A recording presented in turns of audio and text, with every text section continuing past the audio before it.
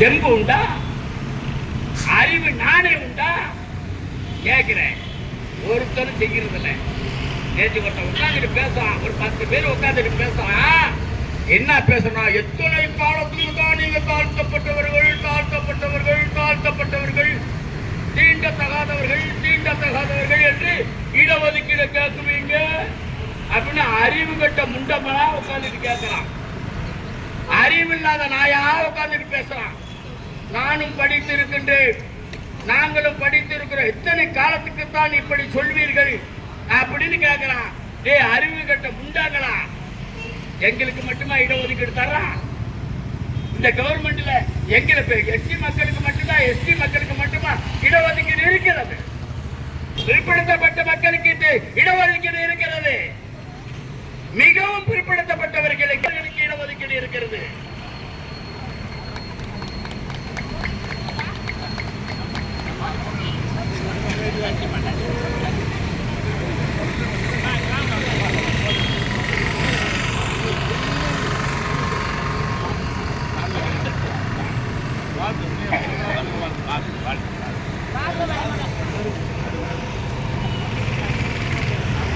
மிகவும் பிற்படுத்தப்பட்ட எம்பிசிக்கு இடஒதுக்கீடு இருக்கிறது. ஐயா ராமதாஸ் அவர்களுக்கு, பார்ப்பனர்களுக்கு இடபிள்யூ அப்படின்னு கண்டுபிடிச்சிருக்கா யாரு? மோடி. மோடி அமித்ஷாவுக்கு இடபிள்யூ முன்னேறிய வகுப்பினருக்கு, பொருளாதாரத்தால் பின்தங்கியவருக்கு. எவ்வளவு பொருளாதாரத்தை? ஆண்டுக்கு 8 லட்சம் சம்பளம் பெறுகின்றவர்கள். இவருக்கு ரொம்ப பின்தங்கியவர். ஆண்டுக்கு 8 லட்சம்.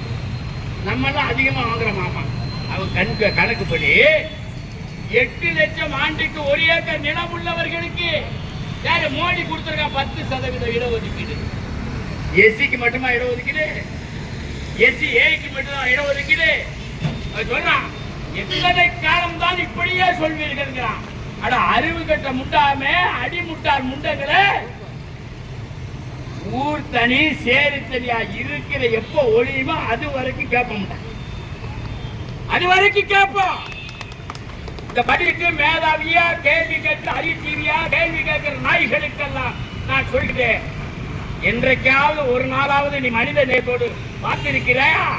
சேரியில போய் அந்த மக்களுடைய வாழ்வாதாரத்தை பார்த்திருக்கியா? சேரியில போய் அந்த மக்களுடைய ஆராய்ச்சியா? அவனுடைய உணவு எப்படி இருக்கும், எந்த தராதரத்துக்கு இருக்கும் பார்த்திருக்கேனா? முண்டைகளை முண்டைகளை சேரி போய் வாங்கலாம். படிச்சா பத்தாது, பெரிய 2 டிகிரி 3 டிகிரி வாங்கலா பத்தாது, காவல்துறை அதிகாரியா இருந்தா பத்தாது, மாவட்ட ஆட்சித்தலைவர் பத்தாது, நீ மருத்துவ எம்எஸ் எம்டி படிச்ச பத்தாது. சேரியில போய் பார், சேரியில போய் அந்த மனிதர்களை பார், சேரியிலே போய் அந்த உழைப்பாளர்களை பார், சேரியிலே போய் அந்த உழைக்கும் வர்க்கத்தை பார், சேரியில போய் இந்த ரோடு போட்டவனை பார், சேரியில போய் இந்த கட்டடத்தை கட்டினவனை பார், சேரியில போய் நடு தொழிலாளர்களை பார், சேரியில போய் உனக்கு சோறு சாப்பிட பசியின்றி சாப்பிடுவதற்காக சேரியில போய் அவன் உழவு செய்கிறாய உழைப்பாளியாக, உழவனாக, உழைக்கும் வர்க்கமாக அவனுடைய நிலைமையை பாருனா. நாய்கள் ஏமாத்த இன்னைக்கு வக்பாரிய சொத்துக்கள்லாம் அது பெரிய பெரிய கோடீஸ்வரன் கையில் இருக்கு. நீ ஏன் அதை பத்தி கவலைப்படுற? அதை நான் பார்த்துக்கிறோம்டா. எங்க இஸ்லாத்தை பார்த்துக் கொள்வாங்க, எங்கள் தொப்புள் பார்த்துக் கொள்வாங்க. இப்ப நீ என்ன 10,000 கோடி உள்ளே அடித்தவனாச்சு ஆர்பிஐ போய் 75,000 கோடி உபரி பணத்தை எடுத்து கொள்ளடி பாதிக்கிற மோடி தானே? ஆக அப்படிப்பட்ட கொடுமையாளராக இந்த நாட்டை ஆண்டவர் தான். பிறகு வக்பாரிய திருத்தம் என்ற ஒரு சட்டத்தை நிறைவேற்றி இருக்கிறார். பிஜேபி